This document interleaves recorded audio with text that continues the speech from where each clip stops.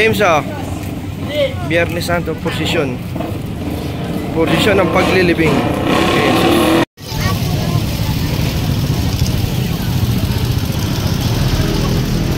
James.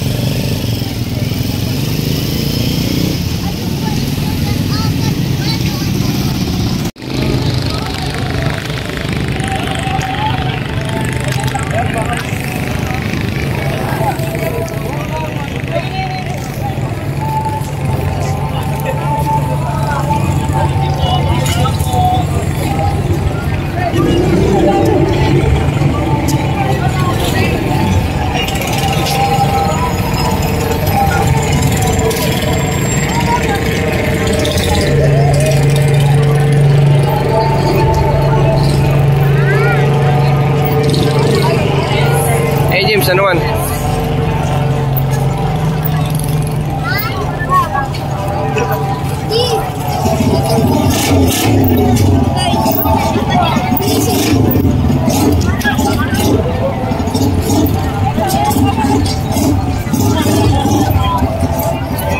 Diyan kami susunod.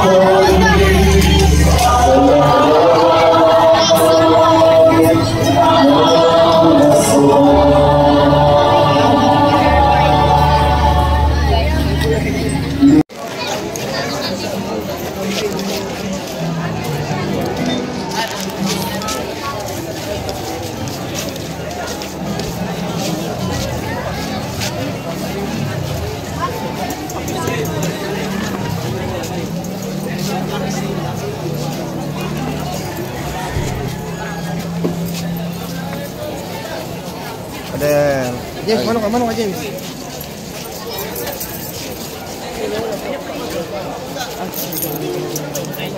Patay na, Jesus. Patay na si Jesus.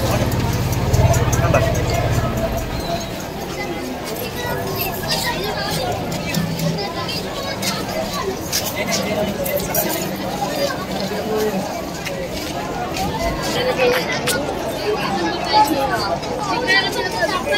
Bro. At ng Anak at ng Espiritu Santo. Amen. Apostol San Pedro, ang pangunahing apostol, kapatid ni San Andres. Siya ang pinili ni Jesus na pinuno ng kanyang 12 alagad. Tumagpas sa tainga ni Malco ng dakil si Jesus. Itinatwa ang Panginoon matapos sa iyang pagtilaok ng manok. Sa kaniya ipinagkaloob ni Jesus ang susi ng langit at lupa at ang hinirang na kauna-unahang Santo Papa. Pumanaw siya ng martir sa pamamagitan ng pagpapako sa kaniya ng paghiwalay. Ang imahen kong ito ay nasa pangangalaga ni Ginoo at Ginang Pacifico Cruz.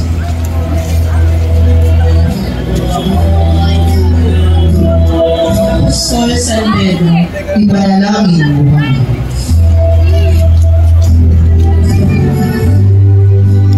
Apostol Santiago ngayon, anak ni Zebedeo at Salome, nakatatandang kapatid ni San Juan Evangelista.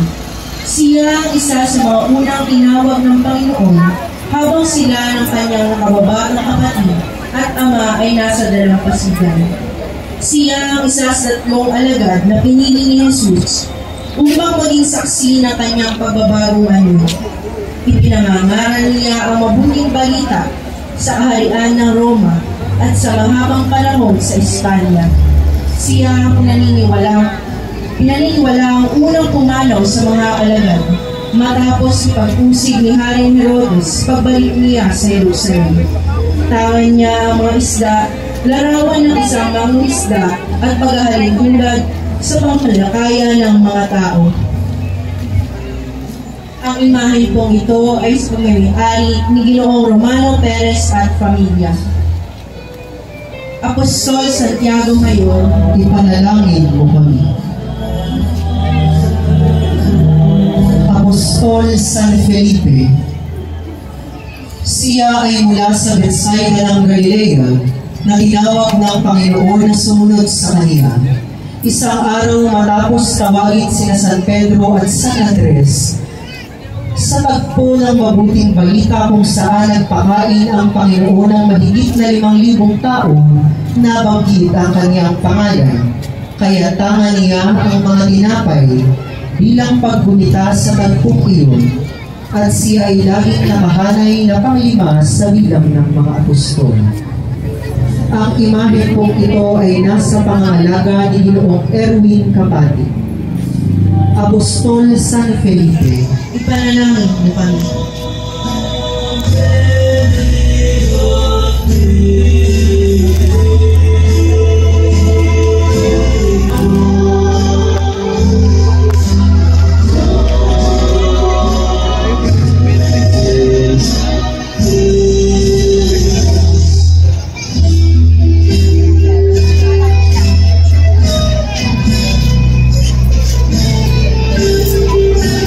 Apostol San Mateo, isa sa mga ebanghelista ng ating Panginoon. Siya ay kinikilalang tagasingil ng buwis bago tawagin sa pagiging apostol. Ang imahe pong ito ay nasa pangangalaga ni Ginoong Antonio Manghas. Apostol San Mateo, Ipanalangin mo kami.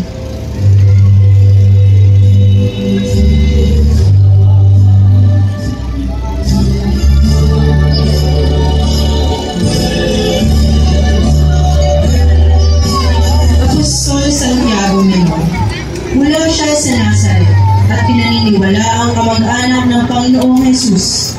Pinamumunuan niya ang unang simbahan ng Jerusalem.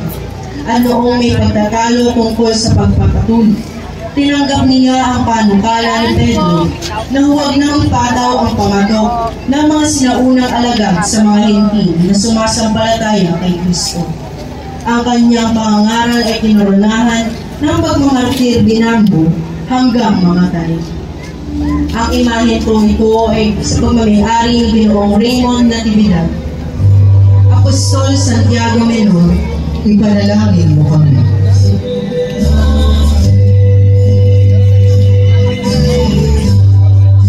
Apostol San Simon Makabayan, isa sa 12 alagad ni Jesus. Tinatawag din sila Kaneo o Masita. Sinasabing marami ang hindi nakakakilala sa kanya, pero hindi nakakahulugang hindi siya mahalaga. Ayon sa tradisyon, matapos magsanay kay San Pedro, nangaral siya sa Ehipto, Mesopotamia, Hilagang Afrika, Britanya at ayon sa ilan sa iba pang panig ng gitnang silangan, at namatay nang hatiin siya ng lagari sa dalawa. Ipanalangin mo kami. Isa sa 12 apostol ni Jesus. Kilala siya bilang patron ng mga taong nawawalan ng pag-asa. Madalas siyang inilalarawan na may medalya ni Jesus sa kanyang dibdib at may hawak na baston o sulat. Sa kabila ng pagkakalit tulad ng kanyang pangalan kay Judas Iscariote, si San Judas Tadeo ay isang tapat na tagasunod ni Kristo at masigasig na tagapagpahayag ng mabuting balita. Maraming deboto ang lumalapit sa kanya para humingi ng tulong sa mga panahong tila wala ng pag-asa. Ang imahen pong ito ay nasa pamamay-ari ni Ginang Bet Trinidad. San Judas Tadeo, Ipanalangin mo kami.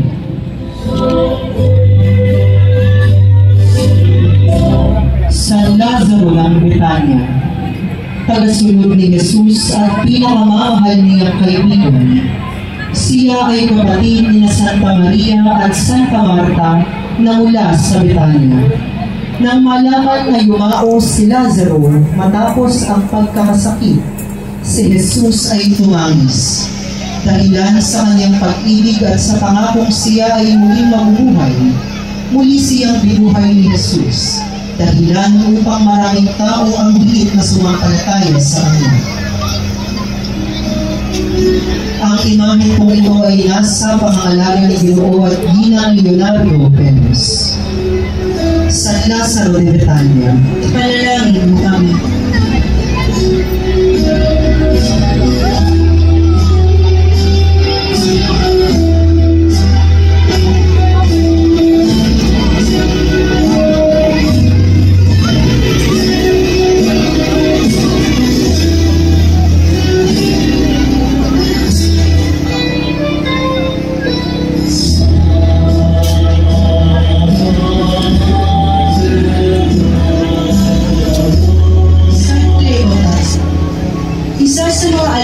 Jesus na lamanggit sa Ebanghelyo ni San Lucas. Siya ay kilala bilang isa sa 2 disipulo naglakbay patungong Emmaus, kung saan nagpakita sa kanila si Jesus matapos ang kanyang muling pagkabuhay. Sa simula, hindi nila sila nakilala, ngunit ng kanilang pinaghati-hatian ng tinapay, nabuksan ng kanilang mga mata at nakilala nila si Kristo. Si San Cleopas ay simbolo ng pananampalataya at pagkilala kay Jesus sa gitna ng pagdududa at kalungkutan. Ang imahen kong ito ay pamamay-ari ni Ginoong Kurt Ocampo.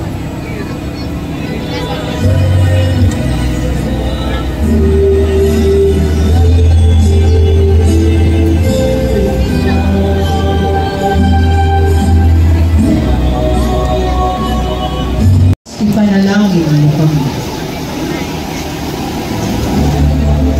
Ang paghihimala sa kasalan sa Kana.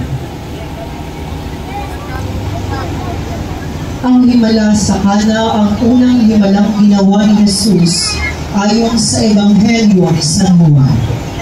Ito ay naganap sa isang kasalan sa bayan ng Kana sa Galilea, kung saan naubusan ng alak ang mag-asawa.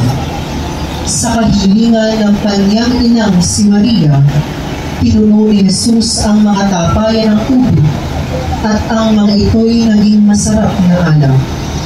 Ibinakita ng himalang ito ang kanyang pangyarihan at malasakit.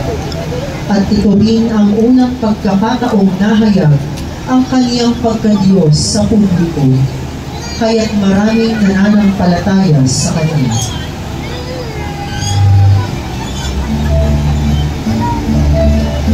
Ni Jesus ay nagpapakita ng kanyang pagiging tunay na tao, nakikiramay, nagmamahal at nasasaktan. Isa sa kilalang pagkakataon ng kanyang pagtangis ay nang mamatay si Lazaro, ang kanyang kaibigan. Bagaman alam niyang bubuhayin niya ito muli, napaluha siya sa harap ng kalungkutan ng mga tao. Ipinapakita naman ng tagpong ito ang pagkakataon ng ang kanyang pag-iyak para sa Jerusalem dahil sa katigasan ng puso ng mga tao roon.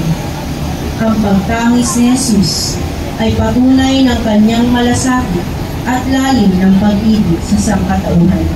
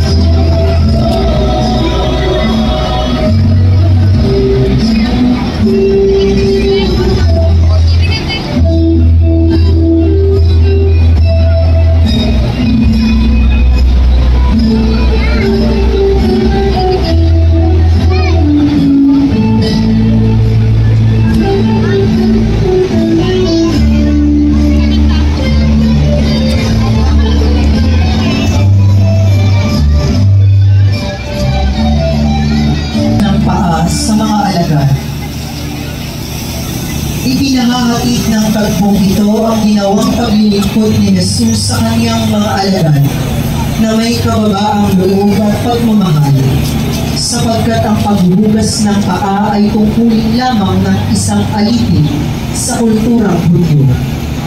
Ito ay nagpapakita sa mga alagad ng halimbawa na dapat tularan, na ang tunay na kahulugan ng pag-ibig kay Jesus ay paglilingkod sa kapwa na may kababaang loob.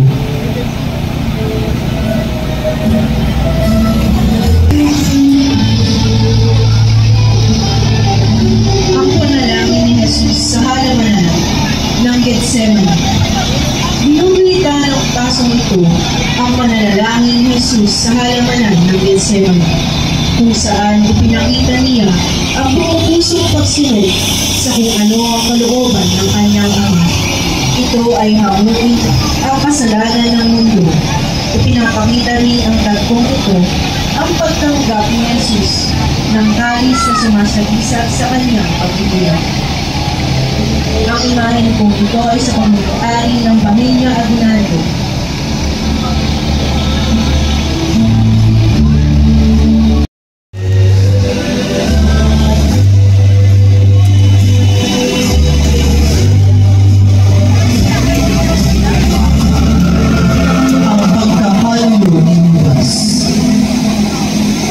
Sa salaysay ng Ebanghelyo, matapos na si Jesus ay manalangin sa halamanan, ay dumating si Judas na isa sa 12, kasama ang maraming taong may tabak at sulod. Ang taksil ay nagbigay ng isang hudyat na kung sino ang kanyang hahalikan, ay siya ang kanilang dadakli. Kapag daka ay nilapitan niya si Jesus at nagsabi, "Maligayang bati, Guro," at hinalikan sila. Pagkaraay dinakip si Jesus ng mga kawal. Ang pagpupong ito ay nasa pangangalaga ni Ginoong Ginang Edwin Yape at Apol Esguerra.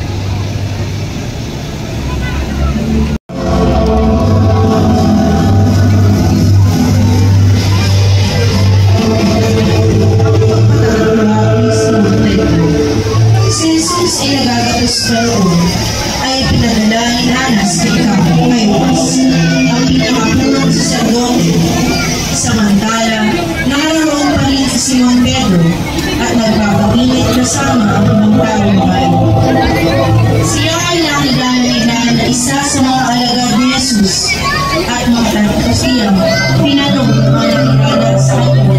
Ngunit ito ay tinanggi ni Pedro at pinagawa niya si Jesus kasabay ng pagkilao ng manok.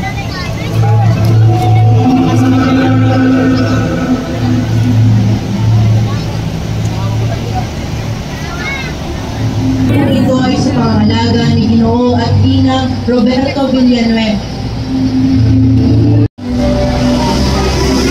Señor Jesus contigo. Pagkatapos manalangin ng Panginoon sa halamanan, siya ay dinatid ng isang pumutong na kawal na madala ng mga punong saserdote, kasama si Judas Iscariote na nagkano sa kanya. Ito ang unang hakbang tungo sa tatanggapin niyang pagpapakasal.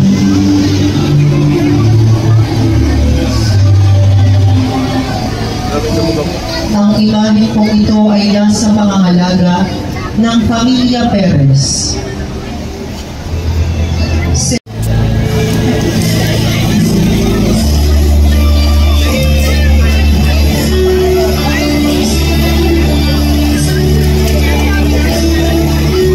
Jesucristo de la Columna.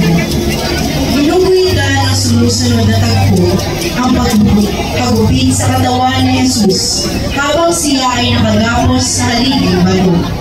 Buong pagpimpini ang hinarap ito, alang-alang sa kaligtasan ng lahat. Ang paghagupit kay Jesus ay ninutos si Pilato upang pahupain ang galit ng mga tao sa kanya. Ang imahin ko ito ay sa pangalaga ni Abogado at Ginang Pablo Triviana Ladrón. Cristo de la Columna, maawa ka sa amin.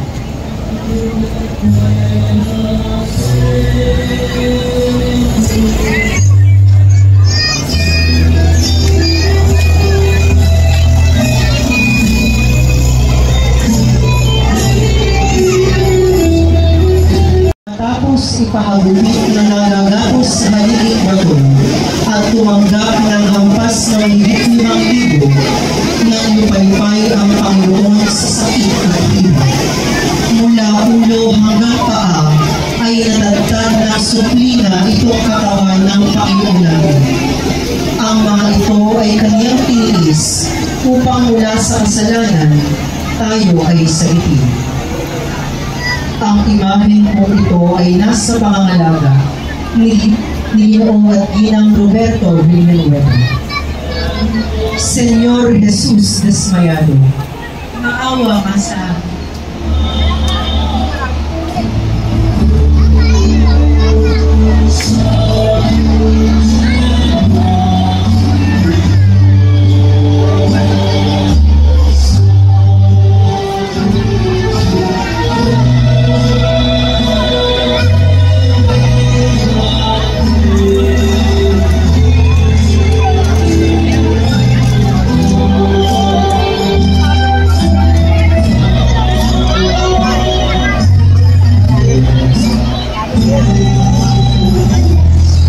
Ang pagpuputol ng korona tinik.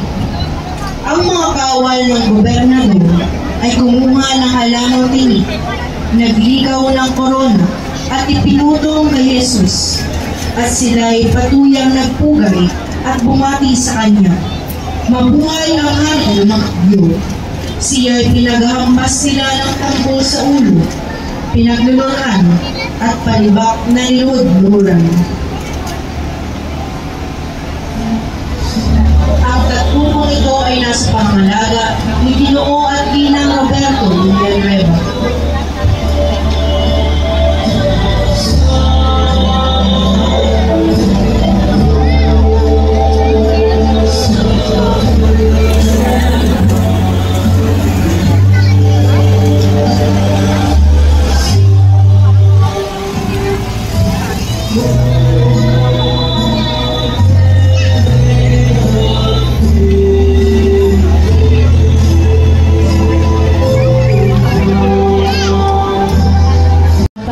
Ipangagupit ni Pilato.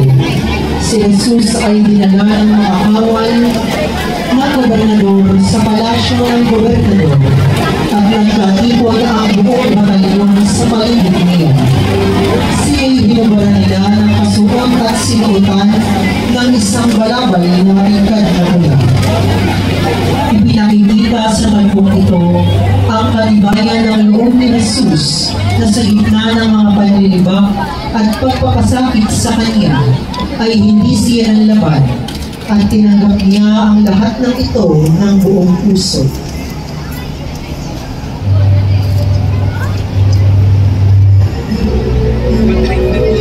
Ang imamen pong ito ay nasa pagmamayari ni Ginang Tomasa Nagtalon at Pamilya Santos.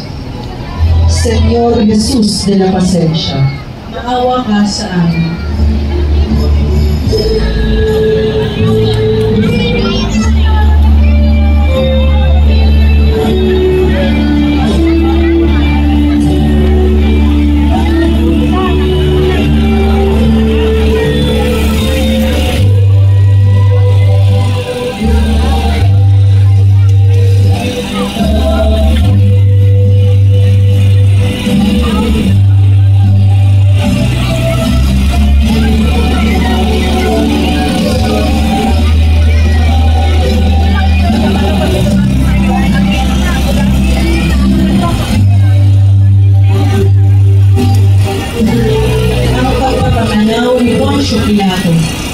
Ang salitang Ecce Homo ay wikang Latin na ang ibig sabihin ay narito ang tao, na ginamit ni Poncio Pilato nang kanyang iharap si Jesus sa mga taong nais siyang ipapako sa krus, batbat ng sugat at may putong na koronang tinik.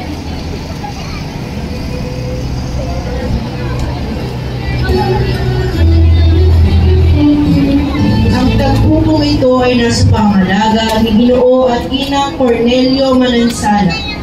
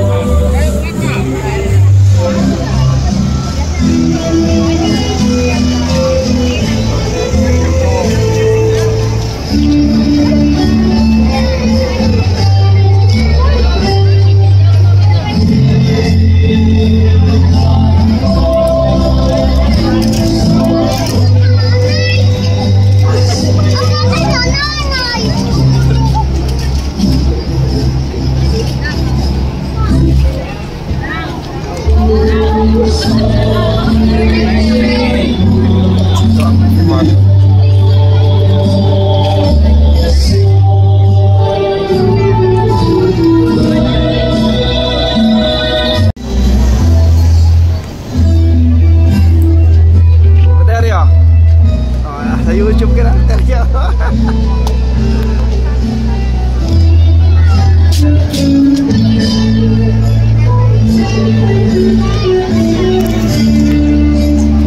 Nuestro Padre Jesus Nazareno, Ayun na, James. ipinapakita ng imaheng ito ang pagpapasa ng krus ni Jesus. Ang kanyang pagyakap sa krus ay tanda ng kanyang pagtanggap sa kanyang kamatayan, alang-alang sa kaligtasan ng sanlibutan. Nang yakapin niya ang krus, ipinagkaloob na rin niya ang buhay niya upang tayo magkaroon ng walang hanggang kaligtasan at ipagkasundo sa kanyang Ama sa langit. Ang imahen po ito ay nasa pangangalaga ni Ginang Lilia Cruz. Nuestro Padre Jesus Nazareno, Maawa ka sa amin.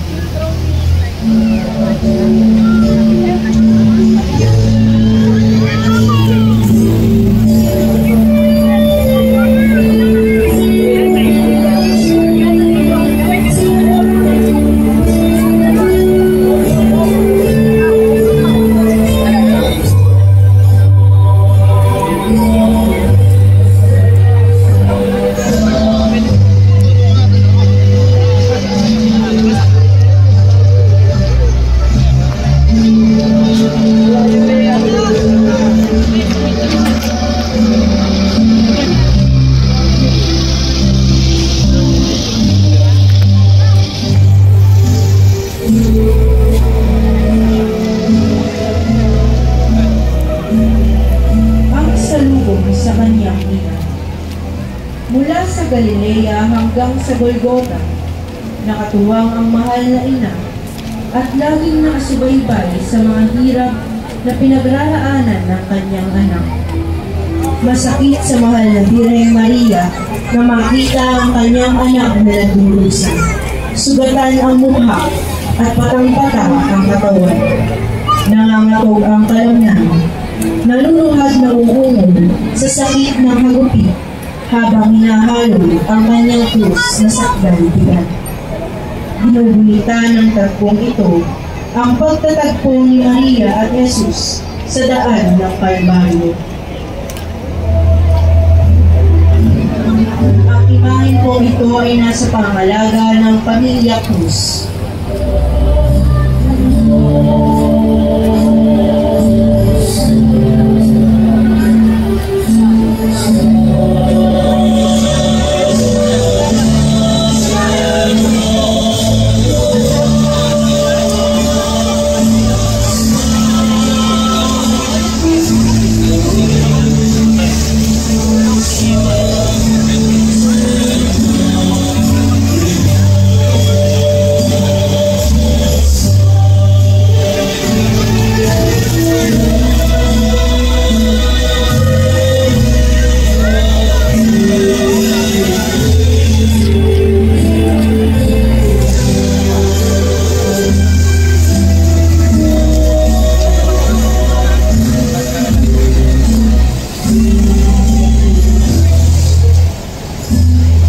kay Santa Veronica ay isang mahalagang tagpo sa daan ng krus. Ayon sa tradisyon, habang basa ni Jesus ang krus patungo sa Kalbaryo, si Veronica ay lumapit sa kanya upang pahiran ang kanyang mukha, nabalot ng dugo at pawis gamit ang kanyang belo. Bilang gantimpala sa kanyang kabutihan at tapang, ang mukha ni Jesus ay milagrosong na imprinta sa belo. Ang tagpong ito ay nagpapakita ng malasakit, awa at katapangan sa gitna ng pagdurusa ni Kristo. Ang tagpupong ito ay nasa pangangalaga ni Ginoong Carlo Santos.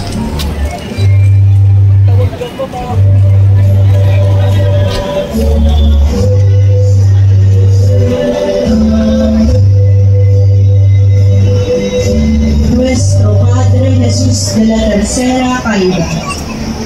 Ayon sa mahal na pasyon ng Panginoong Jesus, ginuguhita ng tagpong ito ang ikatlong pagkasudsong ni Jesus dahil sa bigat ng krus na kanyang pasan sa lugar na malapit na sa Golgotha na pagpapakuad sa kanya. Inilalarawan nito kung paano niyakap ni Jesus ang sangkatauhan na sa kanyang pagkakatawang tao ang lahat ng pamamahal ay kanyang ipinamalas at ang pagkamakasalanan ng sanlibutan ang iginanti sa kanya. Ang imahin ko ito ay sa pangalaga ng Sahag Incorporated. Señor Jesus de la Tercera Caída, Maawa ka sa amin.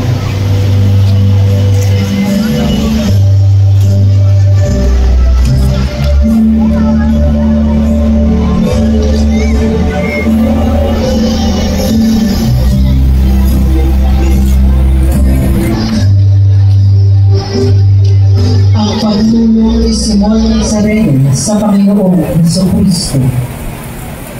Si Simon ng Cirene ay isang karaniwang mamamayan na napilitang tumulong kay Jesus sa pagdadala ng kanyang krus patungo sa Kalbaryo. Ayon sa Ebanghelyo, habang si Jesus ay namihina sa bigat na krus at tindi ng pagdurusa, tinawag ng mga sundalo si Simon upang pasanin ito.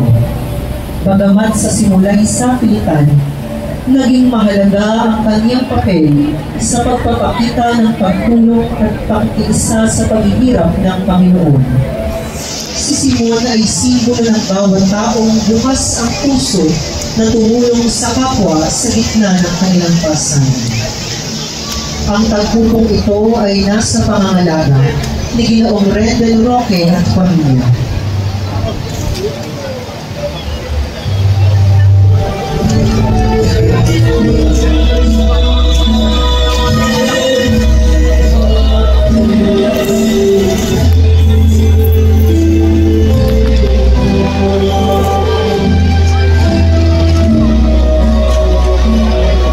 Señor Jesus Despohado. Nang makarating sila sa lugar na kung tawaging Dako ng Bungo, Golgotha sa wikang Hebreo, si Jesus ay inihanda upang ipako sa krus.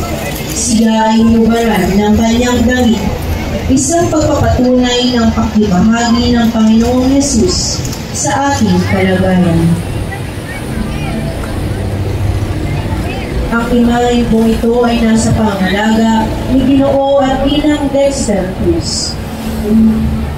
Señor Jesus Despohado, Maawa ka sa amin.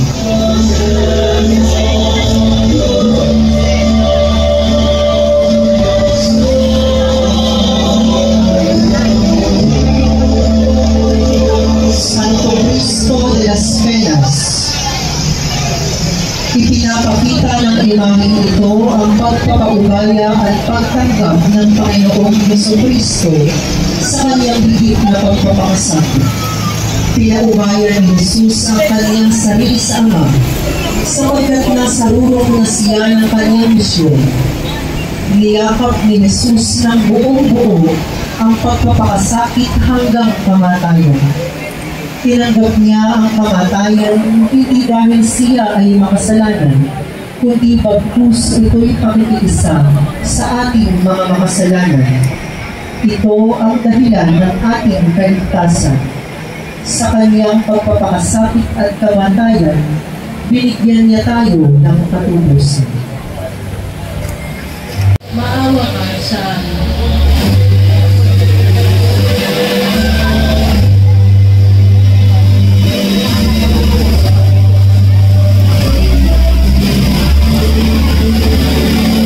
Ang pagbabago sa krus.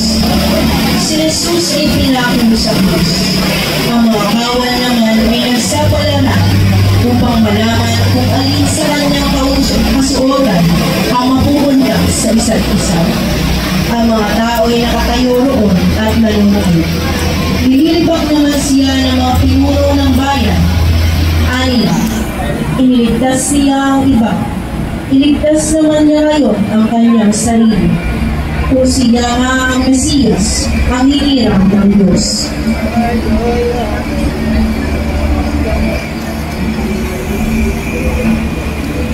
Ang tagpupong ito ay nasa pamalaga ni Ginoo at Ginang Roberto Villanueva.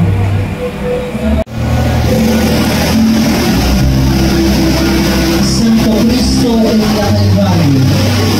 Alam ni Jesus na naganap na ang lahat ng bagay at bilang patutuparan ng kasulatan ng sinabi niya na uuhaw ako. Matapos ipasuksik kay Jesus ang maasim na alak sa esponga na nakatusok sa isang sibat ay kanyang sinabi, naganap na. Hinihupayong niya ang kanyang ulo at si Jesus ay nalagtan ng hininga. Ang pagpupong ito ay nasa pangangalaga ni Ginoong Efren Santos. Santo Cristo en la Calvario, Maawa ka sa amin.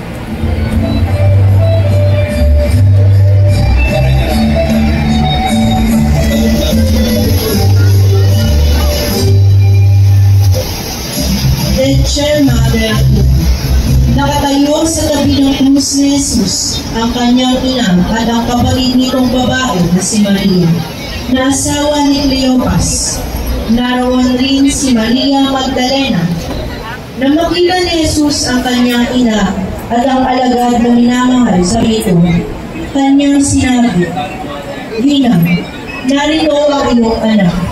At sinabi sa alagad, narito ang iyong ina. Tanda na tayong mga anak ng Diyos ay pinaangkon ni Kristo sa pagkalinga ng kanyang ina.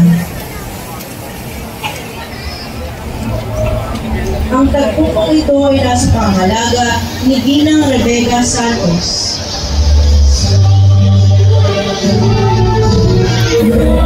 Pieta. Ginugulitan ng tagpong ito si Jesus sa kandungan ng kanyang ina pagkatapos na siya ay ibaba mula sa krus.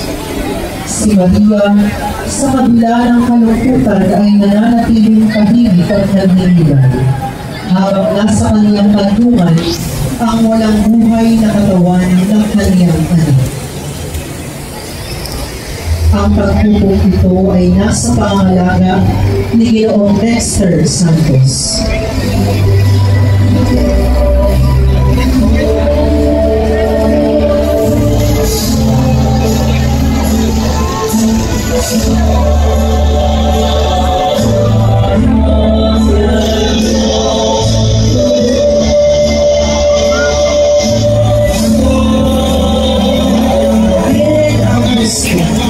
Inilalarawan ng imaheng ito ang pagninilay ng mahal na Birhen Maria sa koronang tinik na ginamit sa ulo at mga pako ng mga kamay at paa ni Jesus nang siya ay ipako sa krus. Ang imahe pong ito ay nasa pangalaga ni Ginoo at Ginang Rubino Santos. Birhen Angustia, Ipanalangin mo kami.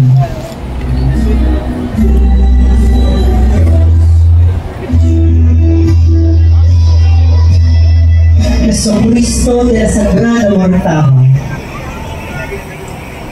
Matapos pagtulutan ni Poncio Pilato, kinuha ni Jose na taga-Arimatea, isang lihim na alagad, ang bangkay ni Jesus.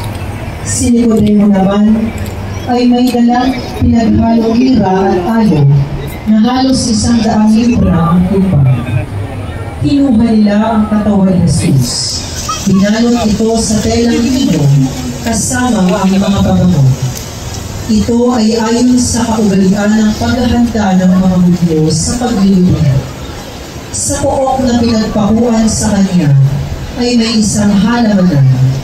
Sa halamanan din iyon ay may isang bagong libingan na hindi pa napaglilibingan. Doon nila inilagay si Jesus sapagkat noon ay araw ng paghahanda ng mga Hudyo. Ang tagpupong ito ay nasa pangangalaga ni Ginoo at Ginang Roberto Villanueva.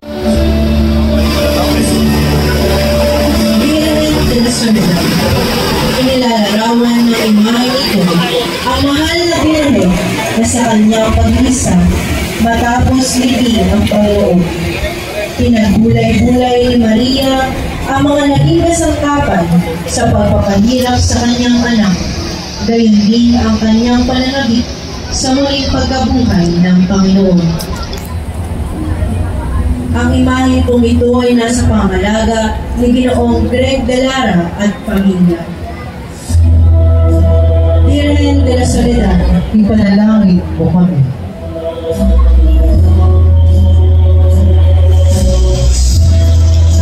Santa Veronica, ayon sa banal na tradisyon ng simbahan, si Santa Veronica na ang pangalay ng mamahulugang tunay na imahe. Veronicon sa wikang Latin ay ang nagpuna sa mukha ng Panginoon habang siya patungo sa Kalbaryo, kung saan bumakas ang mukha ni Jesus ng 3 beses sa kanyang birang. Ang imahe kong ito ay nasa pangangalaga ng pamilya Cananong. Santa Veronica, ipanalangin mo kami.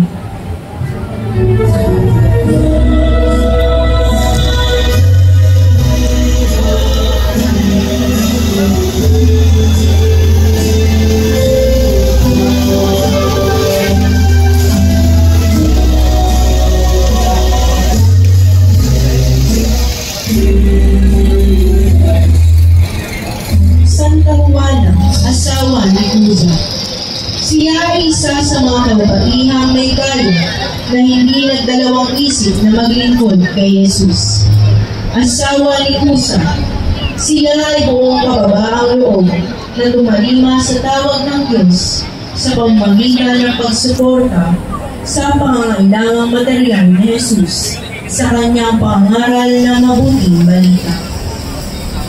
Ang imahe kong ito ay nasa pangalaga ni Ginoong Aris Aguinaldo. Santa Juana, asawa ni Cusa, ipanalangin mo kami. Santa Maria Jacobe.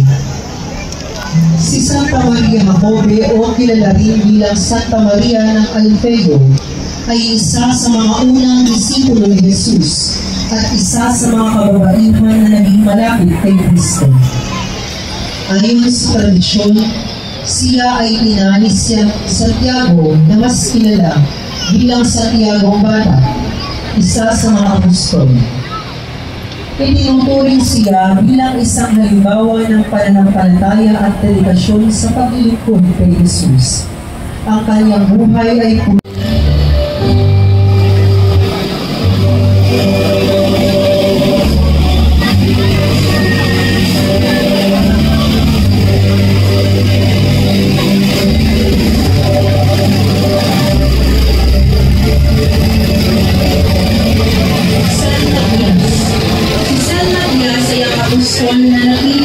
upang manili kay Judas Iscariote matapos ang pagkakalulong kay Jesus. Siya ay pinili sa pamamagitan ng panalangin at pagbunot ng kapalaran ng mga alagad, tanda ng pagtitiwala nila sa kalooban ng Diyos. Bagamat hindi kabilang sa original na 12, pagkatapos na Si yan, San Matias ay naging tapat na tagapagsunod ni Kristo at masigasig na tagapangaral ng mabuting balita. si Judas. At saka Ang pagkatapos imahen pong ito ay nasa pangalaga ni Ginoong Romar John Espinosa at pamilya. Pagkabuhay. San Matias, Ipanalangin mo kami.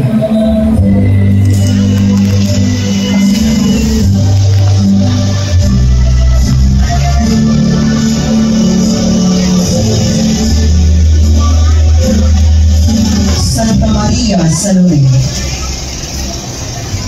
kinilala bilang asawa ni Zebedeo at ina ng dalawang dakilang apostol ni Jesus na sina Santiago Apostol at San Juan Evangelista. Sa gisag ang walis, siya ay isa sa mga naglinis ng pinag-ibingan ni Jesus at kasama ni Maria Magdalena na mga unang nakasaksi ng muling pagkabuhay ni Jesus. Ang imahe pong ito ay nasa pangangalaga ni Ginoong Eddie Mahal. Santa Maria Salome, ipanalangin mo kami.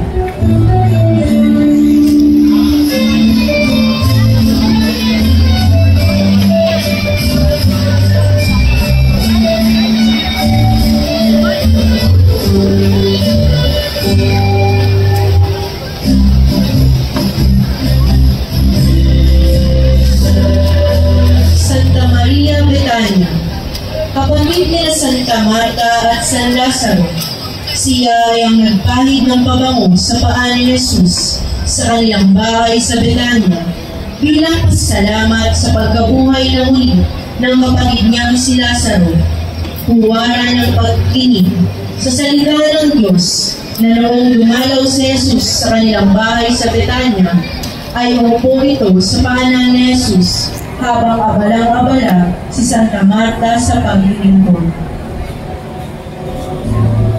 Ang imahen kong ito ay nasa pangalaga ni Ginang Elena Santos at Ginoong Japet Reynolds. Santa Maria de Betania, ipanalangin mo kami.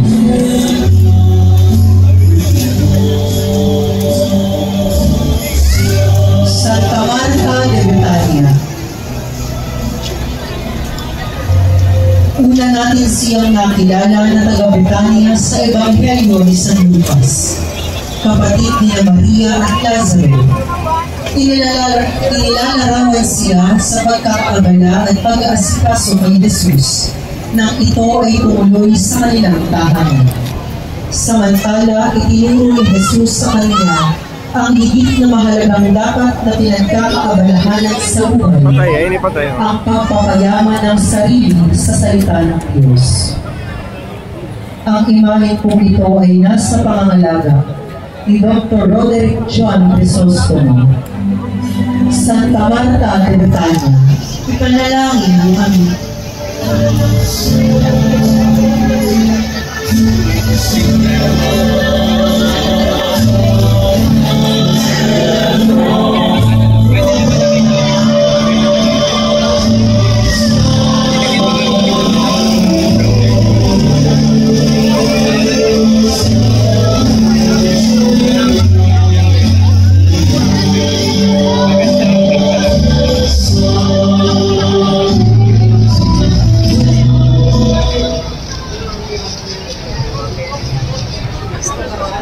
Santo Entierro, ang tampok na imahen sa mahal na araw, ginugunita ng imahen ito ang banal na bangkay ng Panginoon.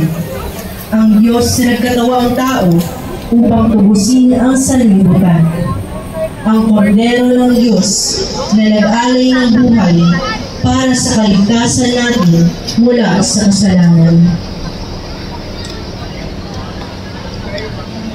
Ang imahen kong ito ay nasa pangalaga ng Santa Maria Magdalena, ang babae kung saan pinalayas ni Jesus ang pitong demonyo ayon sa Ebanghelyo ni San Lucas. Ipinahihiwatig ng pangalang Magdalena na aari ng galing sa lugar ng Magdala at naging isa sa mga tagasunod ni Kristo. Nasaksihan niya ang karamihan ng mga pangyayari sa pagpapakasakit at pagkamatay ni Yesu Kristo. Siya rin ang pinakaunang saksi sa pagkabuhay ng mag-uwi ni Jesus. Ang imahe po ito ay nasa pangalaga ni Ginang Magdalena R. Perez. Santa Maria Magdalena, panalangin mo kami. Kaya James.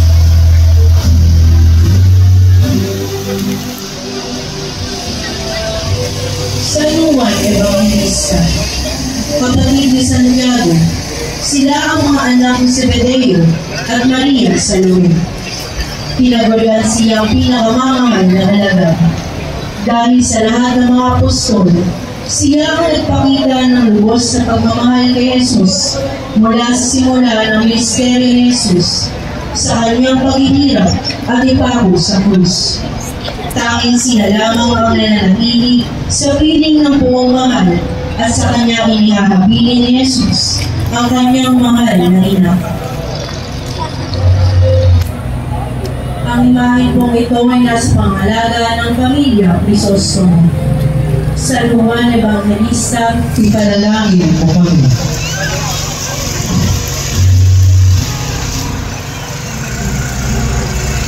Mater Dolorosa, ito ang pinakatampok na imahe sa Semana Santa mula pa man noong unang panahon. Ang ina ni Jesus na nanghahapis, ang ina natin lahat. Inilalarawan ng imaheng ito ang hapis, pait, lumbay, dusa at pighati na nararanasan ng isang inang namatayan ng anak. Ang imaheng po ito ay nasa pangalaga ni Ginang Teresita R. Cruz. Mater Dolorosa, panalangin mo kami. Yes.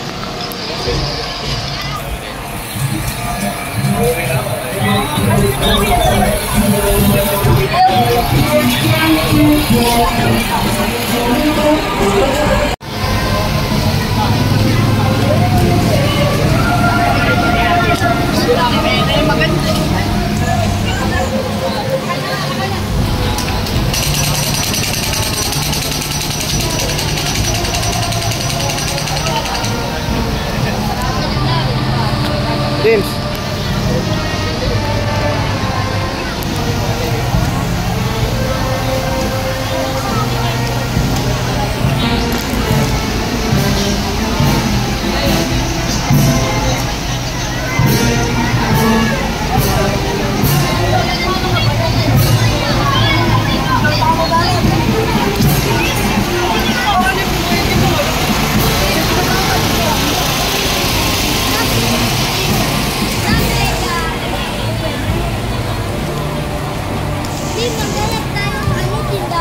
Oo.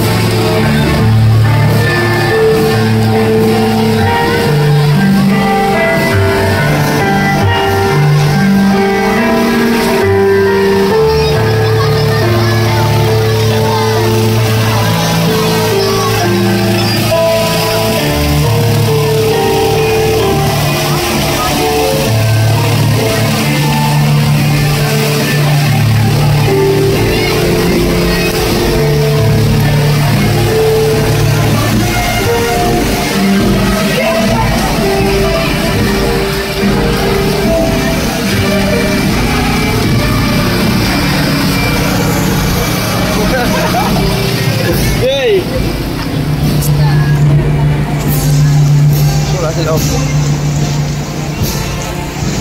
Aubrey!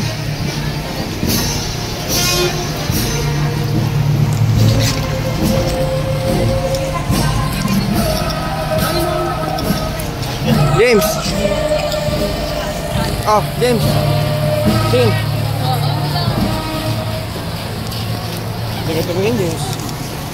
Haba lang yan. Ang nice one.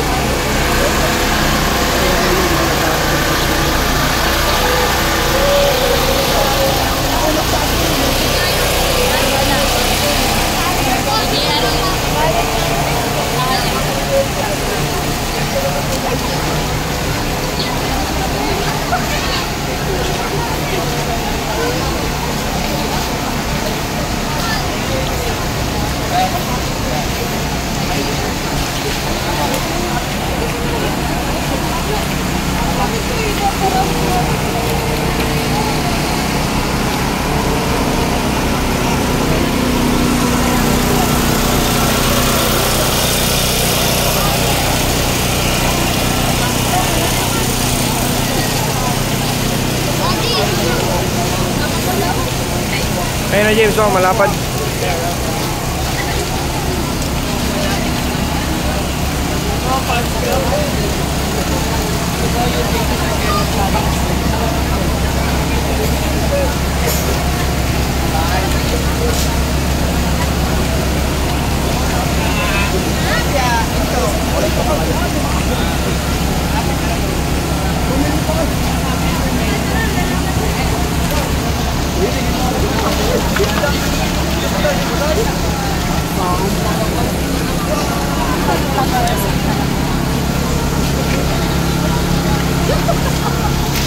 James.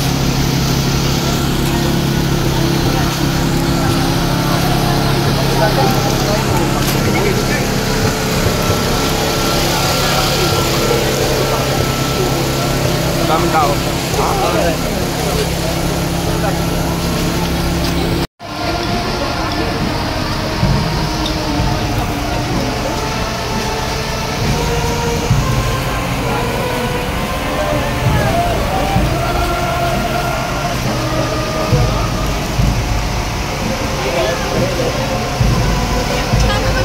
Baterya.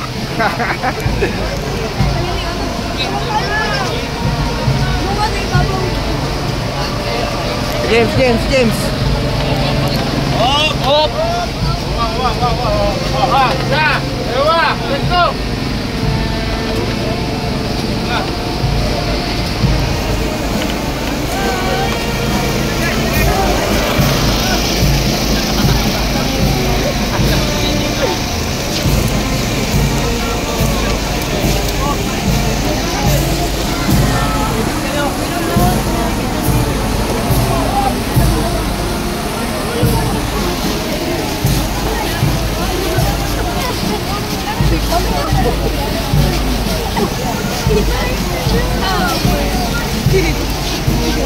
Dami na James to.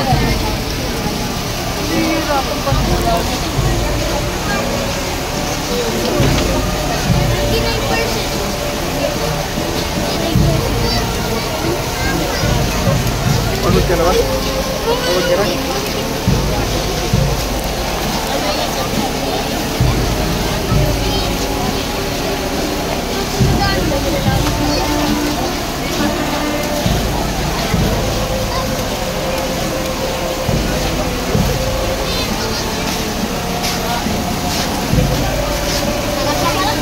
Tama.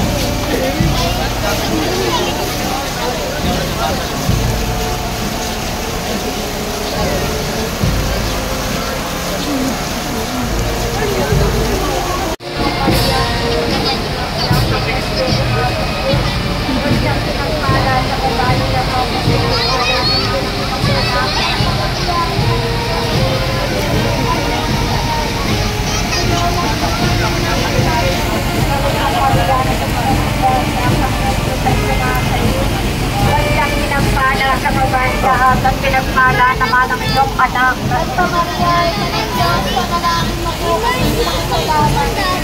Alin? Sa Panginoong Maria, na puno ka ng grasya, samahan sa iyo. Wala ba? Oo, malayo tayo. Malayo dati. Dati pa yung dati. Dati pa yung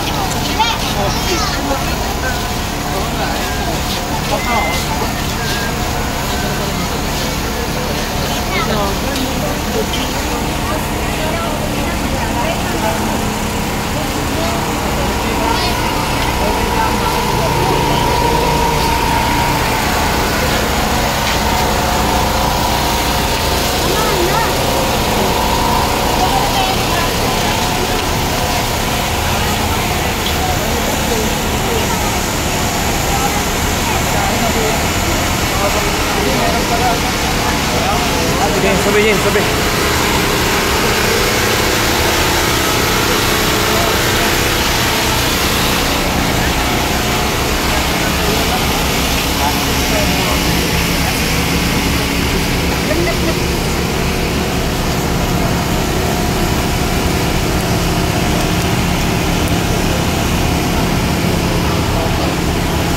Yun, Musa James. Sige, Musa James.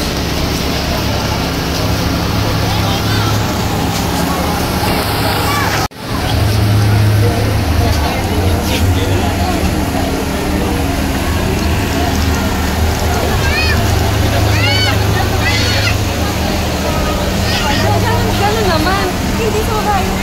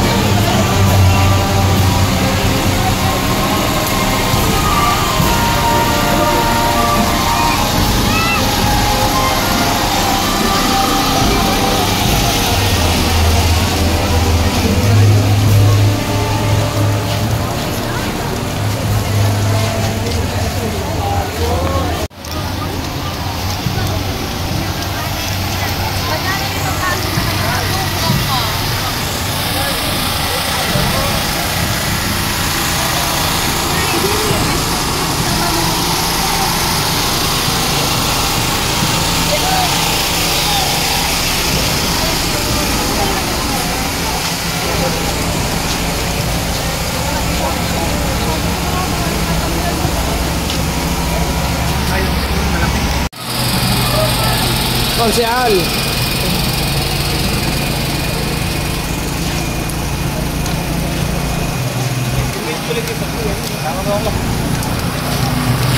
Oh,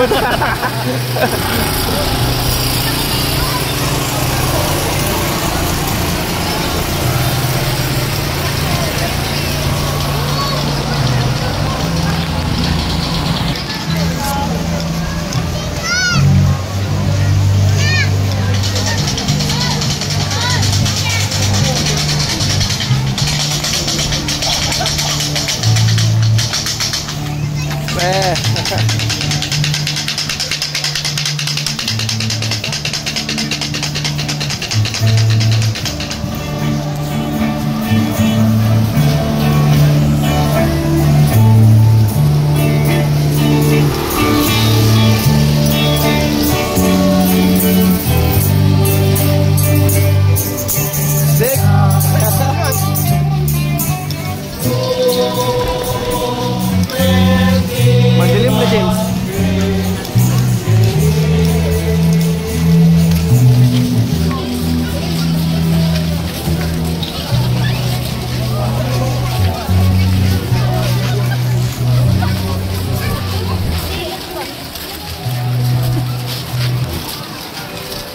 Ayun, James.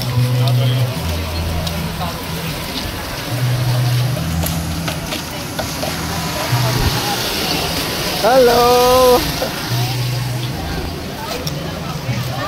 Layo, James.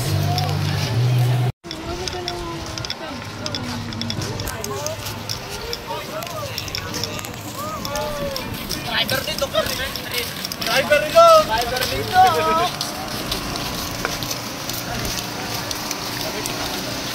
James. Oops.